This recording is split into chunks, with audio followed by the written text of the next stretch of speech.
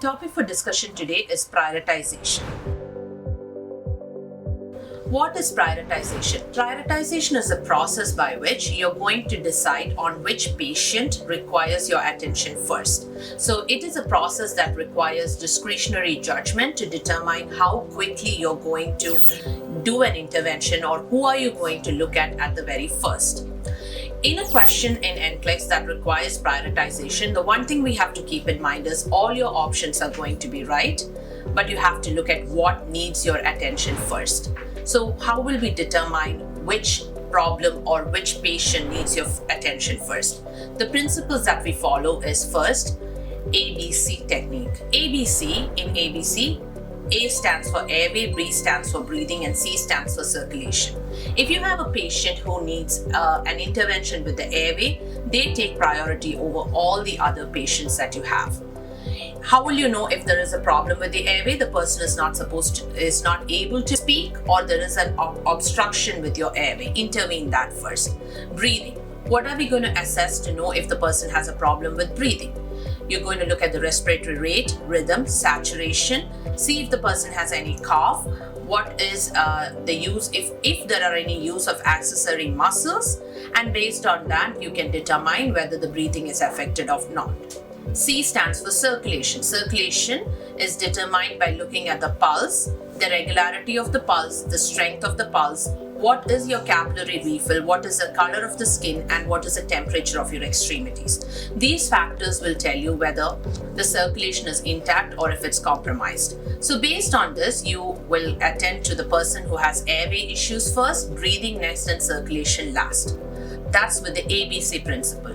Moving on to the Maslow's hierarchy. Maslow's hierarchy discusses 5 different aspects of human needs. So the first one being physiological. It is a need for us to have food, water, shelter, and air. So that is with Maslow's hierarchy. If a person needs any of these, they get attended to first. The second is safety and security. As the name itself says, making sure that the patient is safe and secure in the environment is your second priority. Love and belonging is third in Maslow's hierarchy. Self-esteem is next, and last is self-actualization. So that is with Maslow's hierarchy when you're looking into that. There is one exception to the principle of ABC.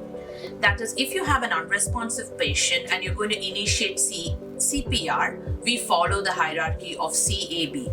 In other words, circulation takes priority over airway, but only and only if the person is unresponsive and you cannot feel a pulse. The last principle that we're going to utilize when we are deciding on who gets priority is the process of nursing.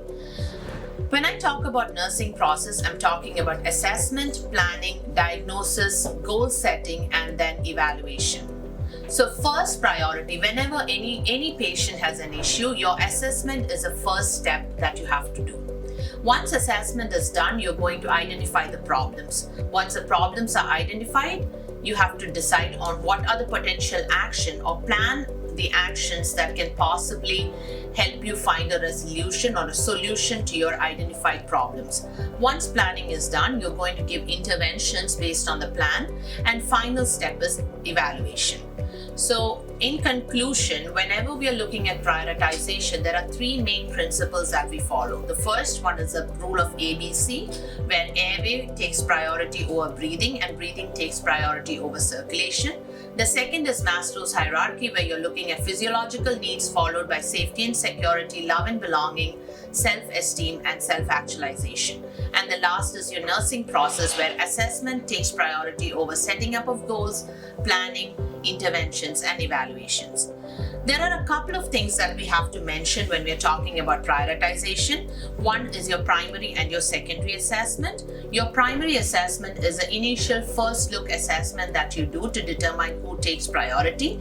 And once primary assessment is completed and you have prioritized based on the primary assessment, you go on to secondary assessment. And secondary assessment can be remembered by the mnemonic of sample, where S stands for signs and symptoms, A stands for allergies, M stands for medication, P stands for past medical history, L stands for last oral intake, and E stands for events leading to particular issue. Another important thing with prioritization is triaging.